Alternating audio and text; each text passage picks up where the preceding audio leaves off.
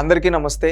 జగన్మోహన్ రెడ్డి తన 5 ఏళ్ల అధికారాన్ని ఉపయోగించి ఏ విధంగా అవినీతి చేశాడో మనం ఒక్కసారి చూద్దాం. ఎందుకంటే ప్రజల అధికారాన్ని ఇచ్చేది ప్రజలకు మంచి చేయమని. కానీ జగన్మోహన్ రెడ్డి ప్రజలకు మంచి చేయకపోగా ప్రజల్ని మోసం చేశాడు. మోసం చేసిందే కాకుండా తాను ఏ విధంగా దోచుకుతుందన్నాడు. దాంట్లో మేజర్ స్కామ్ ఈ విధంగా జిల్లాకు ఒక వాళ్ళ పార్టీ ఆఫీస్ కోసం కొన్ని వందల కోట్లు పెట్టి కట్టాడు. అదేవిధంగా కొన్ని 42 ఎకరాల వరకు ప్రభుత్వ భూమిని ఈ విధంగా ఏ విధంగా తన అక్రమంగా ఒక్కదానికి కూడా అనుమతులు లేకుండా ఏ విధంగా ప్రజలకు ఉపయోగపడాల్సిన భూమిని తన పార్టీ కార్యాలయాల కోసం తన కార్యాలయాల కోసం ఏ విధంగా ఉపయోగించుకున్నాడు మనం ఒక్కసారి చూద్దాం.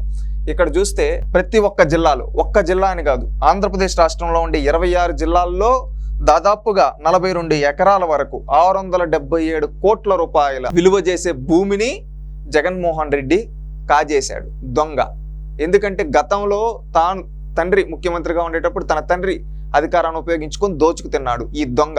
మళ్ళీ ప్రజల ముందుకొచ్చి సెంటిమెంట్ డ్రామాలాడి ఏదో పోనీలేరా తండ్రి లేని బిడ్డని ప్రజలు ఒక అవకాశం ఇచ్చారు. అవకాశం ఇచ్చిన తర్వాత మారకుండా మళ్ళీ అవినీతి చేశాడు. ఈ విధంగా ఊరికి ఒక ప్యాలెస్. ఏ విధంగా అంటే రాజభోగాలతో. ఈయన 5 ఏళ్లలో ఒక్క ఇల్లన్నా కట్టించాడా అండి రాష్ట్రంలో పేదవాళ్ళకి? ఒక్క ఇల్లు అంటే ఒక్క ఇల్లు కూడా ఒక్క పేదవాడికి కూడా కట్టికపోగా తానేమో ప్యాలెస్లు కట్టుకున్నాడు. ఎన్ని ప్యాలెస్లో చూడండి, 26 ప్యాలెస్లు. ఒకసారి మీకు ఫొటోస్ చూపిస్తాను. ఎంత అంటే ప్రజల ధనాన్ని ఉపయోగించి ఏ విధంగా వందల కోట్లు పెట్టి ఏ విధంగా కట్టుకున్నాడో ఒక్కసారి చూద్దాం. జగన్మోహన్ రెడ్డి 26 జిల్లాల్లో, శ్రీకాకుళం జిల్లాలో 1.50 ఎకరాలు, విజయనగరంలో 1 ఎకరా, పార్వతీపురంలో 1.18, విశాఖపట్నంలో 2 ఎకరాలు, అనకాపల్లి 1.75, అల్లూరు సీతారామరాజు జిల్లా 2, కాకినాడలో 1.93, తూర్పుగోదావరిలో 2, అంబేద్కర్ కోనసీమలో 1, పశ్చిమ గోదావరిలో 72, 0.72, ఏలూరులో 2, ఎన్టీఆర్ జిల్లాలో 1.01, అదేవిధంగా కృష్ణాలో 2, గుంటూరులో 2 ఎకరాలు, పల్నాడులో 1.50 ఎకరాలు, బాపట్లో 2 ఎకరాలు, ప్రకాశంలో 1.64, నెల్లూరులో 2 ఎకరాలు, కర్నూలులో 1.60, నంద్యాలలో 1 ఎకరా, వైఎస్ఆర్ కడప డిస్టిక్లో 2 ఎకరాలు, అన్నమయ్య డిస్టిక్లో 1.61, అనంతపురంలో 1.50, శ్రీ సత్యసాయిలో 1.30, తిరుపతిలో 2 ఎకరాలు, చిత్తూరులో 2 ఎకరాలు. ఈ భూమి అంతా కలిపితే 42.24 ఎకరాలు అవుతుంది. దీని విలువ ఏంటంటే అక్షరాల 677.50 కోట్ల రూపాయలు. ఈ విధంగా ప్రభుత్వ భూముల్ని జగన్మోహన్ రెడ్డి తన పార్టీ కార్యాలయాల కోసం ఈ విధంగా కాజేశాడు ఈ దొంగ. దీన్ని ఒకసారి మీరు చూస్తే అనకాపల్లి జిల్లాలో జగన్మోహన్ రెడ్డి వాడి ప్యాలెస్ చూడండి ఎంత విధంగా ఉందో. ఒక రాజభోగాల్లాగా ప్యాలెస్లు కట్టుకున్నాడు. ప్రజలకేమో ఒక ఇల్లు కట్టి లేకపోయాడు. కానీ ప్యాలెస్లేమో ఊరికి ఒక లెక్క, జిల్లాకి ఒకటి లెక్కన 26 ప్యాలెస్లు. ఏంటి జగన్మోహన్ రెడ్డి, ఇదేనా పేదల ప్రభుత్వం ప్రజల ప్రభుత్వం అంటే? నువ్వు చెప్పిన మాటలకు గాలి మాటలు, నువ్వేమీ చేయలా. ఈ విధంగా అవినీతి చేసావు. చూడు ఏ విధంగా ఉన్నాయి చూడండి ప్యాలెస్లు. మనం ఒకసారి ఫోటోలు చూద్దాం. అనకాపల్లి జిల్లాలో జగన్మోహన్ రెడ్డి కట్టుకున్న ప్యాలెస్, అన్నమయ్య జిల్లాలో జగన్మోహన్ రెడ్డి గారు కట్టుకున్న ప్యాలెస్, బాపట్ల జిల్లాలో జగన్మోహన్ రెడ్డి గారు కట్టుకున్న ప్యాలెస్, తూర్పుగోదావరి జిల్లాలో జగన్మోహన్ రెడ్డి గారు కట్టుకున్న ప్యాలెస్, ఏలూరు జిల్లాలో జగన్మోహన్ రెడ్డి కట్టుకున్న ప్యాలెస్, కాకినాడ జిల్లాలో జగన్మోహన్ రెడ్డి కట్టుకున్న ప్యాలెస్, కృష్ణా జిల్లాలో జగన్మోహన్ రెడ్డి కట్టుకున్న ప్యాలెస్, కర్నూలు జిల్లాలో జగన్మోహన్ రెడ్డి కట్టుకున్న ప్యాలెస్, మచిలీపట్నం, పార్వతీపురం మన్యంలో, అదేవిధంగా నెల్లూరులో, పల్నాడులో, శ్రీ సత్యసాయి జిల్లాలో, శ్రీకాకుళంలో, తిరుపతిలో, విజయనగరంలో. మీరు చూడండి ఈ జిల్లాలు చూపించాங்க. విజయనగరం రింగ్ రోడ్డుకి సమీపంలో ఎకరం భూమిలో నిర్మిస్తున్న వైకాపా కార్యాలయ భవనం. గతంలో ఇదే స్థలాన్ని శంకర్ ఫౌండేషన్ కంటి ఆసుపత్రికి విద్యుత్ ఉపకేంద్ర నిర్మాణానికి ప్రతిపాదించారు. విజయనగరం మహారాజులకు చెందిన ఈ భూమిని ప్రభుత్వ భూమిగా చూపించి ఇచ్చేశారు.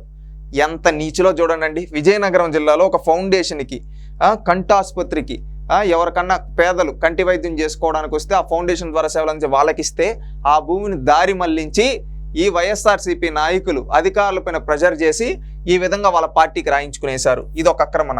తిరుపతి జిల్లాలో రేణిగుంట మండలం కుర్రకాలవలోని పారిశ్రామిక వాడలో ఏపీఐసికి చెందిన 2 ఎకరాల భూమిలో నిర్మాణం పూర్తయిన వైకాపా కార్యాలయ భవనం.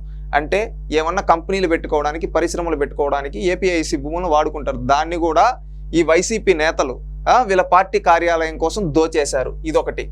శ్రీకాకుళం జిల్లా పెదపాడు గ్రామంలో 1.50 ఎకరాల భూమి జాతీయ రహదారికి ఆనుకుని నిర్మిస్తున్న కార్యాలయ భవనం. ఇది మాజీ మంత్రి ధర్మాన ప్రసాద్ ఇంటికి సమీపంలో ఉంది. అంటే ధర్మాన అవినీతి ఏ విధంగా చేశాడో తెలుసు. ఇప్పుడు ఆయన ఇంటి దగ్గరగా ఉండడానికి కోసం ఆఫీస్ జగన్మోహన్ రెడ్డి ఏ విధంగా అయితే కట్టుకో ఆ విధంగా ఆయన కూడా ఆయన ఇంటికి దగ్గరలో రహదారిని ఆనుకుని జాతీయ రహదారి పైన అంటే ఏ విధంగా వాల్యూ ఉంటుందో తెలుసు. అక్కడ ఉండే ప్రభుత్వ భూమిని కాజేశారు. ఎవరు వీళ్ళు? వైసీపీ నాయకులు. సత్యసాయి జిల్లా పుట్టపర్తి విమానాశ్రయం ఎదురుగా అనుమతులు లేకుండానే దాదాపు నిర్మాణం పూర్తయిన వైకాపా కార్యాలయ భవనం అక్కడున్న గుట్టను తొలగించి దీన్ని నిర్మించారు. గుట్టలు రుషికొండలో ఒకటే కాదు, ఈవెన్ అనంతపురం జిల్లాలో కూడా, ఉమ్మడి అనంతపురం జిల్లా సత్యసాయి జిల్లాలో కూడా ఈ విధంగా పుట్టపర్తి దగ్గర ఈ విధంగా చేశారు. విమానాశ్రయం ఎదురుగా ఈ విధంగా ఆక్రమించేసి అనుమతులు లేకుండా ఈ అవినీతి పరులు. అదేవిధంగా పల్నాడు జిల్లాలో నర్సారావుపేట పట్టణ సమీపంలో కలెక్టరేట్, ఎస్పీ కార్యాలయం, జిల్లా ప్రధాన ఆసుపత్రి, రైల్వే స్టేషన్ పక్కనే వైకాపా కార్యాలయ భవనం అగ్రహారం భూమి 1.50 ఎకరాలు కేటాయించుకున్నారు. ఏంటి? ప్రభుత్వ ఆస్తులు ఉండే దగ్గర వీళ్ళ వైసీపీ కార్యాలయానికి 1.50 ఎకరాలు అక్రమంగా కేటాయించుకున్నారు. నెల్లూరు జిల్లాలో నెల్లూరు అర్బన్ పరిధిలో వెంకటేశ్వరపురం సమీపంలో టిట్కో ఇళ్ల నిర్మాణానికి గతంలో కేటాయించిన భూమిని వైకాపా కార్యాలయానికి కేటాయించుకున్నారు. అందులో తుది దశకు చేరిన నిర్మాణం. అంటే మీరు చూడండి, ఇక్కడ అన్ని ఒక్కొక్కటి టిట్కో ఇళ్ళకి, ఫౌండేషన్లకి, అదేవిధంగా ప్రభుత్వం ఇంకా దేనికన్నా ఏపీఐస్ ఇండస్ట్రీస్ క్యూట్కి ఉపయోగించుకునే భూమిని అన్నిటినీ ఈ వైసీపీ నాయకులు, ఈ జగన్మోహన్ రెడ్డి తన ప్యాలెస్ల కోసం, తన విలాసవంతమైన ప్యాలెస్ల కోసం ఏ విధంగా ఆక్రమించేశాడో ఒక్కసారి ఆలోచించండి ప్రజల్లారా. ఒక్కసారి అధికారం ఇచ్చిన పాపానికి ఈ జగన్మోహన్ రెడ్డి చేసిన అవినీతి చూడండి. ఒక్క ఇల్లు కట్టిలా 5 ఏళ్లలో మళ్ళీ ఈ విధంగా ఏమో పేదల భూముల్ని, ప్రభుత్వ భూముల్ని ఈ విధంగా దోచేశారు. ఈ సిగ్గులేని జగన్మోహన్ రెడ్డి, ఈ సిగ్గులేని వైసీపీ నాయకులు. సిగ్గుండాలి. మళ్ళీ వీళ్ళు వచ్చి బయట ఇప్పుడు మాట్లాడుతూ ఉన్నారు. గతం నుంచి జగన్మోహన్ రెడ్డి గారు ఆ రోజు ఓడిపోయినప్పుడు వచ్చి బయటకు వచ్చి అన్నాడు, నేను ఇంత మంచి చేశాను, నువ్వు చేసిన మంచిదా? ఈ విధంగా పేదల భూములు దోచేయడం నువ్వు చేసిన మంచి. ఇవన్నీ తెలుసుకొని ప్రజలు ఓడించారు.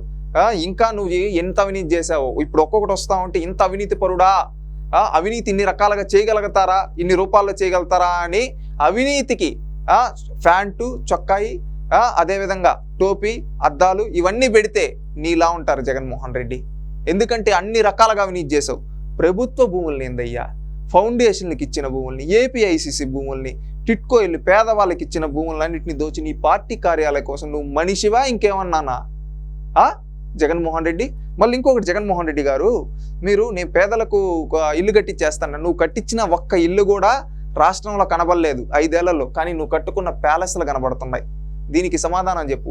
అసెంబ్లీకి రాలేక పారిపోయిన పిరికి పంద జగన్మోహన్ రెడ్డి గారు, వీటన్నిటికీ సమాధానం చెప్పండి. వైసీపీ సోషల్ మీడియాకి, అదేవిధంగా వైసీపీ కార్యకర్తలకి, వైఎస్ఆర్ అభిమానులకి, వైఎస్ఆర్సీపీ కోటేసిన వాళ్ళకి సూటిగా అడుగుతూ ఉన్నాం. వీటన్నిటికి సమాధానం. ఇంత అక్రమార్జునుడయ్యా, ఈ విధంగా అక్రమార్జును చేసిన వాడిని ఏం చేయాలి? ఎన్ని సంవత్సరాలు జైల్లో పెట్టాలి? ఎన్ని కేసులు పెట్టాలి? ఏ విధంగా శిక్షించాలి? సమాధానం చెప్పండి. ఇంత అవినీతి పరుడు ఇతన్ని తెలుగుదేశం పార్టీ చంద్రబాబు నాయుడు గారిని కోరేది ఒక్కటే, ఏంటంటే ఇలాంటి అవినీతి పరులను మాత్రం వదలొద్దండి. ఇలాంటి అవినీతి పరులను వదిలితే రేపు రాష్ట్రాన్నే మింగేస్తారు రేపు భవిష్యత్తులో. అందుకని వీళ్ళు రేపు జీవితంలో బయటికి రాకుండా వీళ్ళకి శిక్ష పడాలి. ఎందుకంటే ఇవన్నీ ప్రభుత్వం టేక్ ఓవర్ చేసి వీటిని ప్రభుత్వ భవనాలుగా మార్చుకోవాలి. అంతేగాని జగన్మోహన్ రెడ్డి కార్యాలయాలకు కాదు, జగన్మోహన్ రెడ్డి గారి కోసం కాదు. ఇది పేదల భూములు. వీటిని ఇంకా ఎక్కడన్నా అక్రమ కట్టడాలుంటే వాటిని కూల్చి పేదవాళ్ళకి భూములను ఎక్కడైతే లాక్కో అంటాడో అక్కడ అన్ని వీళ్ళు లాక్కొని మళ్ళీ ఆ పేదవాళ్ళకి ఇవ్వండి. అక్రమ కట్టడాలు ఎక్కడన్నా ఉంటే కూల్చి న్యాయం చేయండి. రాష్ట్రాన్ని కాపాడండి చంద్రబాబు నాయుడు గారు. అదేవిధంగా ఈ అక్రమార్జన చేసిన జగన్మోహన్ రెడ్డికి శిక్ష పడాలి. ఎందుకంటే ఇలాంటి అవినీతి పనులు ఈ భూమి మీద ఉండడానికి అర్హులు కాదు.